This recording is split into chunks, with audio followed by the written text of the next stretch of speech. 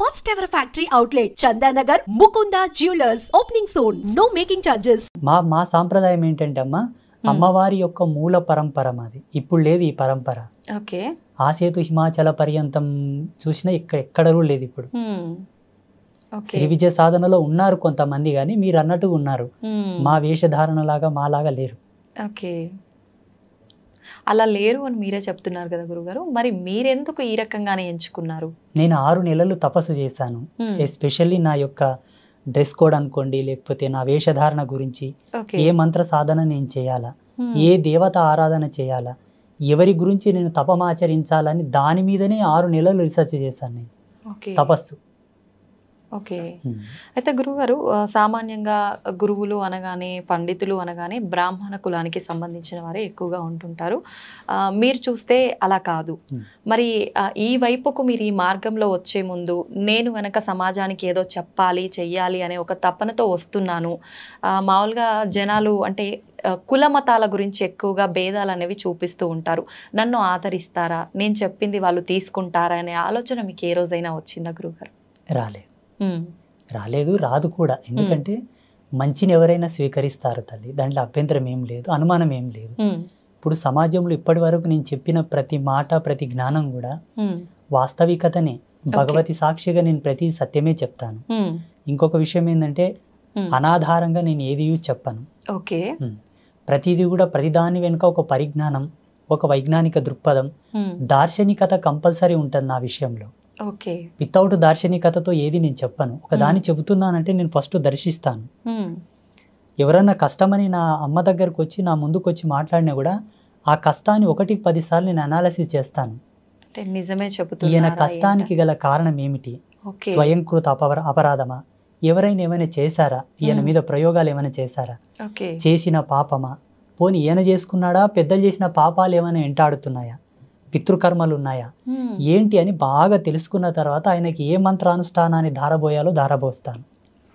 ఒక రోజు లేట్ అయినా ఆయనని పరిపూర్ణమైన సత్య మార్గంలోకి తీసుకురావడానికే ప్రయత్నం చేస్తాను. వాళ్ళు వచ్చారని ఏదో గబ్బుకున్న తాయితు కట్టేయడం, యంత్రం ఇచ్చేయడం, ఏదో చేసేసి శక్తిపాతం అంటూ అదంటూ ఇదంటూ పూజలు పునస్కారాలని టైంపాస్ చేయండి. ఓకే. అంటే అందరికీ మంత్రబోధనే చేస్తుంటారా గురుగారు? మీరు అన్నట్టుగా యంత్రాలు జనరల్గా అందరూ తాయెత్తులు, యంత్రాలు ఇలాంటివే మంత్రిస్తుంటారు. అలా ఏముండదా మీ దగ్గర? ఆ వ్యక్తి యొక్క సమస్యను బట్టి, ఆ తీవ్రతను బట్టి ఏది అవసరం అది చేస్తూ ఉంటాను. ఇదని ఇది కాదని కాదు. జనరల్ గా భేదం అనేది ఏమీ లేదు అక్కడ. ఆయనకు తాయెత్తు అవసరం అయితే ఇమ్మీడియట్లీ తాయెత్తు రెడీ చేసి ఇస్తాను, తీసుకున్నా ఇలా ధరించు, ఈ నాళ్ళకు నీకు మంచిగా అవుతుంది పో. యంత్రం అవసరం ఉంటే ఒక రాగి పత్ర తీసుకొని దాన్ని యంత్రలిఖితం చేసి దానికి అనుష్ఠానం మహిమను దారబోసి అభిమంత్రించి ఇచ్చేస్తాను, తీసుకెళ్ళు నీకు పని అవుతుందని చెప్పి. ఓకే. అయితే చాలా మంది చెప్తుంటారు గురుగారు, ఈ యంత్రాలు ఇవన్నీ మూఢనమ్మకాలు అని. అవన్నీ నిజంగా మూఢనమ్మకాలే అంటారా, లేదు నిజంగా కరెక్టే అంటారా? వాటన్నిటి గురించి మీరేం చెప్తారు? నా అనుభవం ప్రకారంగా జగన్మాత నాకు ఇచ్చిన జ్ఞానంతో మన సనాతన ధర్మంలో ఈ భారతీయ వేద విజ్ఞానం లోపల ఏది కూడా మూఢనమ్మకం కాదు. ఒక నిమ్మకాయని కారు టైర్ కింద పెట్టి తొక్కియడం లోపల కూడా వైజ్ఞానికమైన దృక్పథమే ఉంది. దాన్ని మీరు తెలుసుకోలేదంతే. ఎంతసేపు ఉన్న నమ్మకాలను మూఢనమ్మకాలను వైపే మీ ప్రయాణం కొనసాగింది తప్పిస్తే దీని వెనకాల ఉన్న మూలం ఏమిటి, ఎందుకోసం ఇవి చేస్తున్నారని ఒక్క లోతు వెనక్కి వెళ్ళి ఆలోచిస్తే దాని అంతరార్థం చాలా అద్భుతంగా ఉంటుంది. ఏది మూఢనమ్మకం కాదు. కొంతమంది సోకాళ్ళు, కొంతమంది స్వామీజీలు, మేధావులు వారి స్వలాభం కొరకు ఆచార ధర్మాన్ని మార్చి చెప్పారే తప్పిస్తే వాస్తవం అనేది ఎన్నటికీ కూడా ఈ ధర్మం లోపల మూఢనమ్మకాలు లేవు. నేను పరిపూర్ణంగా నమ్ముతాను ఆత్మసాక్షిగా. అన్ని మన సనాతన ధర్మం ఇచ్చిన విలువలే. సనాతన ధర్మం ఇచ్చిన విలువలే. ఒక ఉదాహరణ చెప్పాలంటే, బిడ్డ పుట్టిన తర్వాత మా పల్లెటూళ్ళలో మహిళకు బాల్యంత యోగం చేస్తారు. ఆమెకు పెయ్యంత పసుపు పెట్టి వెన్నీళ్ళతో స్నానం చేయించి కుంపటి అంటారు మోటుగా మా పల్లెటూరులో. కుంపటి ఆమెకు వేడి కాపుతారనమాట. కొన్ని హెర్బ్స్, ఔషధి గుళితమైనటువంటి కొన్ని మూలికలు అవి తినబెడతారు. అవి తినబెట్టడంలో కూడా ఆధ్యాత్మికతమైన విలువలు కొన్ని ఉన్నాయి. మా పెద్దలు చెప్పేవాళ్ళు, ఈ వేరుని ఇదే సమయంలో తీయాల బిడ్డ, అట్లయితేనే పనిచేస్తుంది అది. మేము తీసి ఆల్రెడీ స్టోర్ చేస్తాము, ఎవరైనా కాన్పు అయితే వాళ్ళకు ఉడకబెట్టి తినబెడతాము. చూడండి, తీసే సమయము, ఇచ్చే సమయం సమయము అన్నీ ప్రతిదీ కూడా. ఇంపార్టెంట్. మళ్ళా ఆ బాలెంతగా ఉన్న మహిళకు మాత్రం ఇస్తారు, మిగతా వాళ్ళకి ఇయ్యరు దాన్ని. ఓకే. అంటే దాంట్లో ఉన్న మూలకాలు, దాంట్లో ఉన్న ఫార్ములాస్ వాళ్ళకి తెలుసు, ఆ ఔషధి లక్షణం వాళ్ళకి తెలుసు.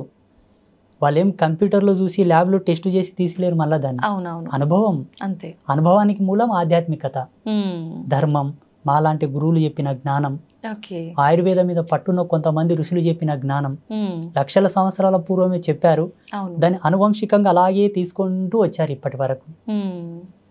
అయితే గురుగారు, మీరు ఇప్పుడు చెప్పినట్టుగా అనువంశికంగా తాత ముత్తాతల నుంచి ఉన్న ఆయుర్వేద మూలికలు ఇచ్చేవాళ్ళు చాలా మంది ఉన్నారు. వాళ్ళని నిజంగా నమ్మవచ్చా? వాళ్ళని అంటే సపోర్ట్గా తీసుకొని చాలా మంది మనకు రోడ్ల పైన కూడా మూలికలు ఇలాంటివి అమ్ముతూ ఉంటారు, వాళ్ళని నమ్మొచ్చు అంటారా? ఇక్కడ మెయిన్ ఏంటంటే అనువంశికతంగా ఉండే వాళ్ళని మనం చాలా వరకు నమ్మాలి, తప్పదు. ఎందుకంటే వాళ్ళ దగ్గర కొన్ని గ్రంథాలు ఉంటాయి, బయటికి ఇయ్యరు వాళ్ళు. వాళ్ళ తాత ముత్తాతలు రాసినటువంటి గ్రంథాలు, ఈ వేరు దేనికి పనిచేస్తుంది, దీని గుణం ఏమిటి, దీని ధర్మం ఏమిటి, దీని యొక్క రూపం ఏమిటి, దీన్ని ఎలా ఇవ్వాలి, ఎంత మాత్రంలో ఇవ్వాలి, ఎన్ని సమపాలలో కలిపి ఏ మాత్రలు ఇవ్వాలి, ఏ పసరు ఇవ్వాలి, ఏ పౌడర్ ఇవ్వాలని వాళ్ళకి తెలిసి ఉంటుంది. వాళ్ళు గ్రంథస్థంగా రాసి పెట్టి ఉంటారు. కాబట్టి కొంతమంది ఉన్నారు ఇప్పటికి చాలా మంది, వాళ్ళని నమ్మొచ్చు. ఈ రోడ్ల మీద కూర్చున్న వాళ్ళలో కూడా అందరినీ నమ్మాలి, అందరిని నమ్మకూడదని కాదు, కానీ కొందరు వ్యాపార ధోరణిలు అమ్ముతుంటారు. అట్లా అమ్మిన వాళ్ళ దగ్గర తీసుకున్న వాళ్ళు వాడి చాలా వరకు ఇబ్బందులు, సైడ్ ఎఫెక్ట్స్ వచ్చి చాలా మంది బాధపడ్డారు. మన ఆశ్రమానికి చాలా మంది వచ్చి చెప్పారు నాకు. ఒక ఆయనతో నేను ఒక పసరు తీసుకున్నానండి, తాగిన తర్వాత నాకు దుద్దుర్లు వచ్చాయి, ర్యాషెస్ వచ్చాయి అని చెప్పేసి, నాకున్న జ్ఞానంతో దానికి విరుగుడుగా ఏదో నాకు తెలిసిన పసరు, ఏదో పౌడర్, మందు అవి ఇచ్చి మళ్ళీ బాగు చేశాను నేను. వీళ్ళని నమ్మడం కరెక్ట్ కాదు, 100% నమ్మకూడదు. ఎందుకంటే మనకు సైన్స్ ఇంత డెవలప్ అయింది ఇప్పుడు, ప్రతిదాని కూడా మనకు సెకండ్లో త్రుటికాలం నందే ఇచ్చేటటువంటి వైజ్ఞానికం వచ్చింది ఇప్పుడు. మాక్సిమం ఇప్పుడున్న కాలమాన పరిస్థితులను బట్టి, మనం తింటున్న తిండిని బట్టి, ఇప్పుడు ప్రతిదీ కూడా మందులో కూడా అంటాం మేము మోటుగా, ప్రతిదీ కూడా మందులతోనే పండించే ధాన్యాలు, పండ్లు, కాయగూరలు అవే వస్తున్నాయి. ఈ తిండిని బట్టి, ఈ జీవన విలువలను బట్టి ఈ మందులు వాడడమే మంచిది. అప్పట్లో మోటు మందులు ఎట్లా పనిచేస్తుందంటే గట్టితనం ఉండే అందరి లోపల, దృఢత్వం బాగుండే, తినే తిండిలో కూడా ఆ గట్టితనం ఉండేది కాబట్టి పసర్లు పనిచేసేవి. ఇప్పుడు అంత తొందరగా పనిచేయవు, అంటే శరీరం సపోర్ట్ చేయదు దాంట్లకు. ఓకే. అయితే గురువుగారు, ఇది అడగొచ్చో లేదో తెలీదు, చాలా వరకు నేను కొన్ని ప్రాంతాల్లో విన్నాను. పల్లెటూళ్ళలో వాళ్ళు ఏమంటారంటే 2-3 ఆడ సంతానం ఉంటే ఖచ్చితంగా నెక్స్ట్ రాబోయే సంతానం మగ శిశువు జన్మించాలంటే పసరు పోస్తారు పలానా ప్లేస్లో, ఖచ్చితంగా మగ శిశువు జన్మిస్తారు అని అంటుంటారు. ఇలాంటి పసరు మందుల్ని నమ్మొచ్చంటారా? నిజంగా అలా జరుగుతుందంటారా? నా జీవితంలో, నా అనుభవంలో ఒక 7-8 కేసులు నేనే డీల్ చేశాను. సక్సెస్ అయ్యాయా? 100% అమ్మ సాక్షిగా, అబద్ధం ఏం లేదు. అంటే ఇవి ఎట్లుంటాయమ్మా, వాళ్ళ యొక్క దైవం అంటే వాళ్ళ యొక్క పుణ్యం, వాళ్ళ రాతఫలం, వాళ్ళ అదృష్టాన్ని బట్టి ఆధారపడి ఉంటాయి. కొందరికి వికటించాయి కూడా, కొందరికి సక్సెస్ కాలేదు. అంటే ఇక్కడ మనం ధార్మికంగా చెప్పాల్సి వస్తే వాళ్ళ యొక్క పుణ్యం, వాళ్ళ అదృష్టం. ఇటువంటివి ఏంటంటే హార్మోనల్ సెక్టర్ని మార్చేటటువంటి మూలికలు కొన్ని ఉంటాయి. స్త్రీ ఎప్పుడైతే పిండోత్పత్తి గావించే సమయం లోపల, ఆమె సంతానవతి కావడానికి రెడీగా ఉన్న సమయం లోపల ఆ పసర్లు తాపడం వలన తప్పకుండా పురుష సంతానానికి సంబంధించినటువంటి సంపర్కమే, ఆ కలయిక వలన అదే హార్మోన్స్ రిలీజ్ అయ్యి అదే హార్మోన్స్ వల్ల వాళ్ళకి పిండోత్పత్తి అవుతుంది అని అప్పట్లో ఆయుర్వేదంలో చాలా గొప్పగా రాసి ఉన్నారు. దాని యొక్క జ్ఞాన సంచికతోనే ఇప్పుడు ఈ పసర్లు అనేవి పోస్తారు మోటుగా పల్లెటూర్ల లోపల. కానీ సక్సెస్ అయినాయి, చాలా మందికి సక్సెస్ అయినాయి. కొందరు ఫెయిల్ అయితే వాళ్ళ అదృష్టం ఇక చెప్పనీకి రాదు. కొంచెం మన చేతుల్లో ఉంటే కొంచెం అదృష్టం భగవంతుడి పైన ఆధారపడి ఉంటుంది. ఓకే. అయితే గురుగారు, చావు పుట్టుకలు అనేవి మన చేతుల్లో లేవు. ఆ భగవంతుడు ఎప్పుడు సెలవిస్తాడో, ఎప్పుడు ఆజ్ఞాపిస్తాడో ఆ రకంగా అన్ని జరిగిపోతూ ఉంటాయి. అయితే చావుకి పుట్టుకకి ముహూర్తాలతో పని లేకుండా ప్రకృతికి అనుగుణంగా జరిగిపోతున్నప్పుడు మనం భూమి మీదకి వచ్చిన తర్వాత ఏ మంచి కార్యక్రమం చేయాలన్నా, ఎటువంటి కార్యక్రమం చేయాలన్నా ఖచ్చితంగా ముహూర్తం చూసుకోవాలి. శుభముహూర్తం అనేది పంతులతో, పండితులతో మాట్లాడి పెట్టించుకోవాలి అంటుంటారు. మరి ఎందుకని గురువుగారు? చూడమ్మా, ప్రకృతి వేరు, మనం వేరు కాదు. ప్రకృతి మనం ఒకటే. ప్రకృతిలో మనం అంతర్భాగమైనప్పుడు కాలధర్మ సిద్ధాంతాన్ని అనుసరించి, ప్రకృతి యొక్క నియమాన్ని అనుసరించి మనం నడవాలని దాని యొక్క సూచన. సమయం వేరు, ప్రకృతి వేరు, మనం వేరు కానే కాదు. అందరం కలిసి ఒక జీవితంగా జీవిస్తున్నాం అంతే. ఓకే. మనం ఒక సమయాన్ని తీసుకుంటున్నామంటే ఆ తాలూకు యొక్క ఎనర్జీ సీక్వెన్సెస్ యాడ్ అయి ఉంటాయి నేచర్లో. ఆ గ్రావిటీ అనేది ఫోర్స్ అయి ఉంటుంది అప్పుడు అట్ ద పాజిటివిటీ. శుభ సమయము, శుభముహూర్తం, శుభ సంకేత దృక్పథంతో కూడుకున్నటువంటి వాతావరణం, ఓకే, మంచి నీ జీవనాడులకు, నీ జీవ చైతన్యానికి, నీ ఆరా సిస్టానికి అది అనుసంధానం అయ్యి ఉండే టైం అది. ఓకే. ఉదాహరణకి సూర్యోదయం లోపల ప్రశాంతంగా చల్లగా ఉంటుంది వాతావరణం. అవును గురుగారు. మధ్యాహ్నంకి ఆ వాతావరణం ఉండదు కదా. ఉండదు. అంటే ఏం మారినట్టు? సూర్యుని యొక్క తాపం పెరిగి వేడి ఎక్కువ ఉత్పన్నం అయ్యింది కాలంలోనే. అవునవును. ఇదే కాలంలోనే మార్పులు జరుగుతున్నాయా లేదా? అలాగే ఋషుల యొక్క ద్రష్టత్వం, ఋషుల యొక్క దార్శనికత ఇక్కడనే మనకు గొప్పతనం అని తెలుసుకోవాలి మనం. భారతీయ ఋషుల యొక్క గొప్పతనం. ముహూర్తాన్ని ఛేదించి ముహూర్తం యొక్క నిశ్చయం చేసేటటువంటి ఏకైక గణాంక సిద్ధాంతం మనదే. హిందూయిజంలోనే ఉంది, ఎక్కడ లేదు. ముహూర్త ప్రమాణాన్ని అంత ఈజీగా లెక్క కట్టడం అందరికి సాధ్యం కాదు. చాలా సెన్స్ కావాలి దానికి. అబ్బా ఎంత తపస్సు చేయాలో. ఇప్పుడు కాలంతో మాట్లాడాలి తల్లి లైవ్గా. కాలంతో లైవ్లో మాట్లాడితే తప్ప ముహూర్త నిశ్చయం కాదు. ఈ ముహూర్తాలు, ఈ పంచాంగం, ఈ ఆస్ట్రోఫిజిక్స్ అంతా కూడా 14 లక్షల సంవత్సరాల క్రితమే రాయబడింది.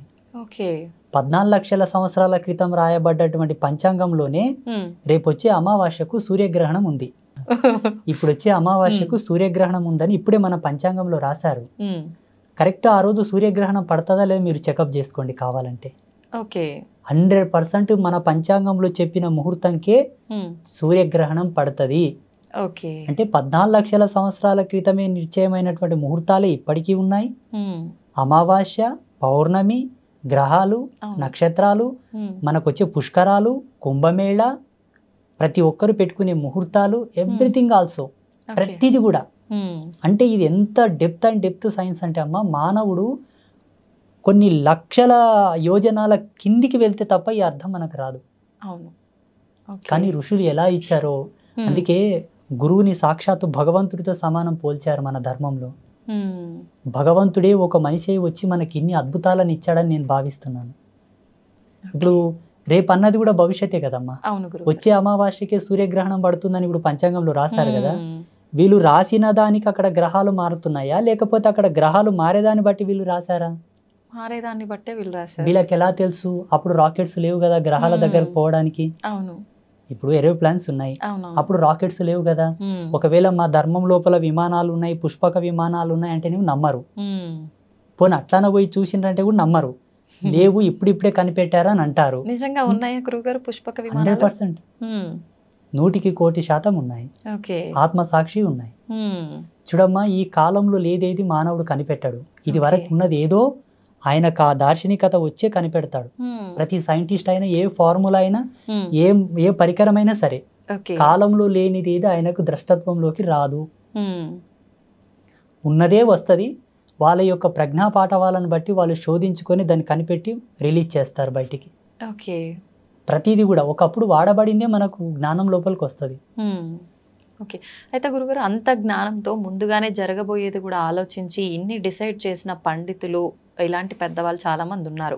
అయితే మీరు అన్నట్టుగా శుభముహూర్తాల కోసం పండితులు పలానా ఏదైనా శుభకార్యం, మ్యారేజ్ తీసుకుందాం ఎగ్జాంపుల్కి, ఒక మంచి ముహూర్తం మీ పేర్ల మీద ఇది బాగుంది అని చెప్పి డిసైడ్ చేసి చేసినవి కూడా అన్నీ సక్సెస్ అవ్వట్లేదు.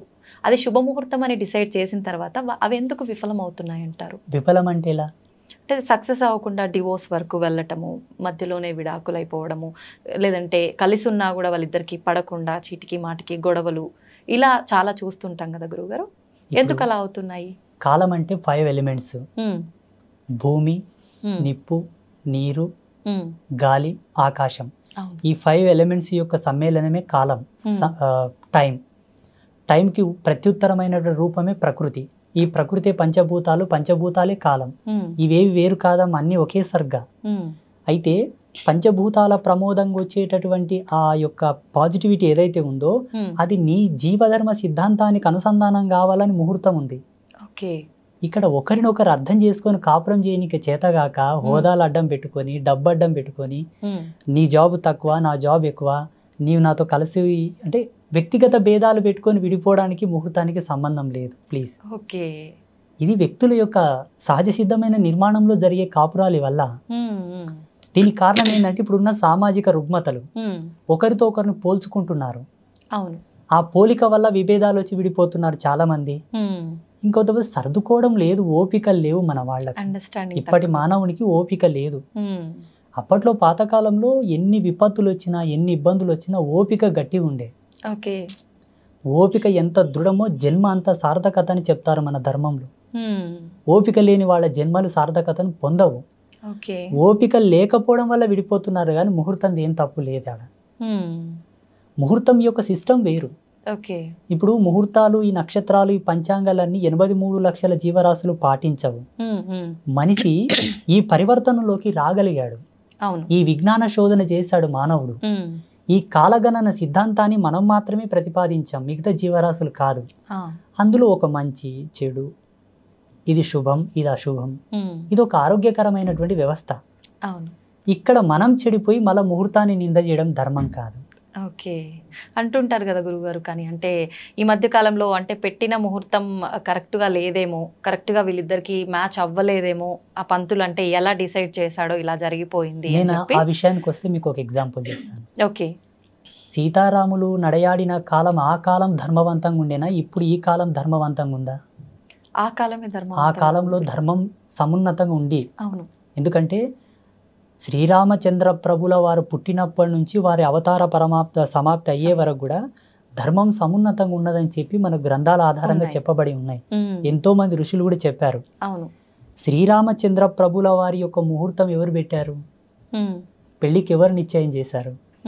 రాముడు పెళ్ళైన తర్వాత వనవాసంకి వెళ్ళిపోవాల్సి వచ్చింది. ఎన్ని కష్టాలు పడ్డారు. సరే, మళ్ళీ రాజ్యంకి వచ్చిన తర్వాత కూడా మళ్ళీ సీతా వియోగం ఏర్పడుతుంది. సీత కలిసిన తర్వాత ఆమె భూమిలోకి వెళ్ళడం, ఈయన అవతార సమాప్తి చేసుకోవడం. వాళ్ళు ఎక్కడ సుఖపడ్డారు? పోనీ పాండవులు కష్టపడ్డారు కదా, పోనీ శ్రీకృష్ణుడు కూడా కష్టపడ్డాడు కదా, పోనీ దేవేంద్రాదులు కూడా కష్టపడ్డారు కదా. ఇప్పుడున్న మానవుడు, ఇప్పుడు జీవించే మానవుడు దాని భూతద్దంలో ఎట్టి చూస్తున్నాడు ముహూర్తాన్ని. దాని యొక్క నిర్మాణం, దాని యొక్క నిర్వాణం వేరు. ముహూర్తాన్ని తప్పకుండా మానవ జన్మ ఎత్తిన తర్వాత ప్రతి మానవుడు ముహూర్త నిశ్చయంతోనే జీవితకాలం గడవాలి. ముహూర్తానికి ఉండేటటువంటి మెయిన్ అర్థం ఏంటో తెలుసా? నీవు జీవించే జీవన విధానానికి సంబంధించినటువంటి ధర్మం, భౌగోళికంగా నువ్వు జీవిస్తున్న జీవ అవశేషాలకు సంబంధించినటువంటి సింక్, అది లింక్, అనుసంధానం అయ్యేటటువంటి శుభముహూర్తం. అది నీ జీవితంలో ఒక సార్థకతను ప్రసాదించడానికి నిర్ణయం చేసిన ఒక టైం. దానివల్ల మన జీవితాలు నడవాలనుకోవడం అజ్ఞానం. మనం బ్రతకాలి, మనం జీవించాలి.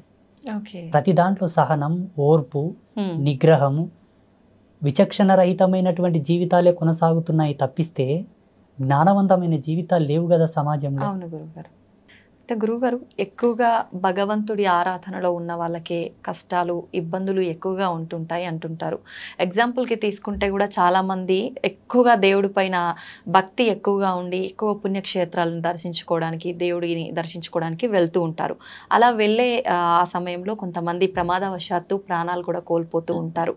దైవ దర్శనానికని వెళ్తుంటే ఎందుకు అలా జరుగుతుంది? వాళ్ళు చేసిన కర్మ ఫలాల ఆధారంగా అయి ఉంటుందా? మరి అలా ఉన్నప్పుడు భగవంతుని ఆరాధిస్తే, మనం శరణు వేడుకుంటే ఎటువంటిదైనా ఆయన రక్షిస్తాడు అని అంటుంటారు. ఎందుకు వాళ్ళని భగవంతుడు రక్షించలేకపోతున్నాడు? భగవంతుడు వాళ్ళని రక్షించే పాత్రత లోపల ఎప్పుడు సంసిద్ధుడై ఉంటాడు. కాకపోతే భగవంతుని పాత్రత ఎంత సత్యమో కాపాడబడాలన్న నీ పాత్రత కూడా అంతే సత్యమై ఉండాలి. ఈరోజు ఐ డ్రీమ్స్ మీడియా వాళ్ళు నన్ను ఇక్కడ పిలిచారంటే ఏదో కొంతో నా లోపల నచ్చే పిలిచారు. స్వామీజీ ఇంతో అంతో చెప్తాడు మంచిగాని. భగవంతుడు నిన్ను అనుగ్రహించి కాపాడాలన్నప్పుడు నువ్వు అంత సత్యవంతుడు వై కూడా ఉండాలి. బై బర్త్ నుంచి ఈ జన్మది సరిపోక పోయిన జన్మలో కూడా అంత పుణ్యకార్యములు, పుణ్య దీక్ష దక్షత నీలో ఉండాలి. నీ పితాపితరులు కూడా పుణ్యం చేసి ఉండాలి. ఇప్పుడు ఈ జన్మ ఇప్పుడే ఆకాశం నుంచి ఊడిపడ్డది కాదు. ఎన్ని సంవత్సరాల నుంచి, ఎన్ని లక్షల సంవత్సరాల నుంచి ఉండేటటువంటి ఆ జెనెటిక్ థియరీని బట్టి మనకి జన్మ వచ్చింది, ఆ DNA కాలం బట్టి. సో ఆ వంశవృక్షంలో చేసేటటువంటి పాప సంక్రమణ, పుణ్య సంక్రమణ వల్ల ఈ దేహం ఉంటుంది. ఈ దేహం పొందిన తర్వాత కూడా చేసేటటువంటి పాప సంక్రమణ, పుణ్య సంక్రమణ. అందుకు భగవంతుని చెంతన నువ్వు నిష్ణాతుడవై ఉండి, అర్హుడవై ఉంటే త్రుటికాలం నంది నేను తప్పించగలడు కదా. ఎంతమంది బ్రతుకుతులేరు ఇప్పుడు? ఎంతో మంది ఇప్పుడు కాపాడబడుతున్నారు, రక్షించబడుతున్నారు. వీళ్ళెందుకు రక్షించబడలేదంటే అందుకు భిన్నమైనటువంటి పాపమో కర్మనో ఏదో ఉండవచ్చు. అంత ఈజీగా మనం క్యాలిక్యులేట్ చేయడం కూడా ధర్మం కాదు. పూజలు చేసే వాళ్లకు కష్టాలు ఎందుకు వస్తాయంటే పూజలు చేయడం వల్ల కష్టాలు తీరుతాయనుకోవడం ఫస్ట్ అజ్ఞానం. ఎందుకు పూజలు చేస్తారంటే చెప్పన తల్లి, మనకు పితృపక్షం వస్తుంది. ఇప్పుడు పితృపక్షంలో మన హిందూ ధర్మం లోపల మన పెద్దలకు శ్రద్ధా తర్పణాలు వదులుతారు, పిండ ప్రదానాది కార్యక్రమాలు చేస్తుంటారు. ఆ పల్లెటూళ్ళలో వాళ్ళ ఫోటోలు పెట్టి వాళ్ళు తినే వాళ్ళకి ఇష్టమైన పదార్థాలు వండి పెట్టి పూజలు పునస్కారాలు చేసి దండం పెట్టుకుంటారు. ఎందుకోసం అంటే వాళ్ళు ఇచ్చినటువంటి దేహం ఇది, వాళ్ళ వంశంలో మనం పుట్టామని ఒక కృతజ్ఞత భావం. వాళ్ళకు ఒక మాసం ఏర్పాటు చేసి ఈ మాసంలో పితృదేవతలను కొలవాలని ఆ మాసాన్ని డిసైడ్ చేసి పితృపక్షంలో పితృదేవతలకు పూజలు చేయాలని ఒక రూల్ ఇచ్చారు మన ధర్మంలో. ఈ జన్మనిచ్చినందుకు వాళ్ళకు మొక్కుతున్నాం మనము. వాళ్లకు మనకు ఇంతటి అందమైన ప్రపంచాన్ని భగవంతుడు ఇచ్చాడు కదా, మరి భగవంతునికి ఏమి ఇవ్వాలి మనం? అందుకే ఈ పూజలు. నిన్నిచ్చినందుకు, ఈ ప్రకృతిని ఇచ్చినందుకు, నీకు ఇంతటి అందమైన ప్రపంచాన్ని సృష్టించినందుకు భగవంతునికి నువ్వు ఇంత కృతజ్ఞత భావంతో పూజ. అంతేగాని నువ్వేదో ఇస్తే ఆయన నీ కోరికలు తీర్స్తాడనుకోవడం కరెక్ట్ కాదు. చూడమ్మ, వేదాంత ధర్మంలో ఎప్పుడు కూడా వేద ధర్మం ప్రకారంగా శాస్త్ర ప్రమాణం ప్రకారంగా పూజలు చేస్తే కష్టాలు నెరవేరుతాయని లేదు. కానీ ఋషులు మనుషుల యొక్క కష్టాలు చూడలేపక, బాధలు చూడలేపక వాళ్ళు ధ్యానంలో కూర్చొని కొన్ని దర్శనాలు చేశారు. వ్రతాలు, నోములు, కొన్ని ప్రత్యేకమైన హోమములు, శాంతులు, కొన్ని యజ్ఞక్రతువులను దర్శించారు. వీటిని చేయండి, వీటి యొక్క మహితాత్మమైన శక్తి చేత భగవంతుడు ప్రసన్నమవుతాడు, మీ కష్టాలు తీరుతాయి అని ఒక ప్రమాణంగా చెప్పారు.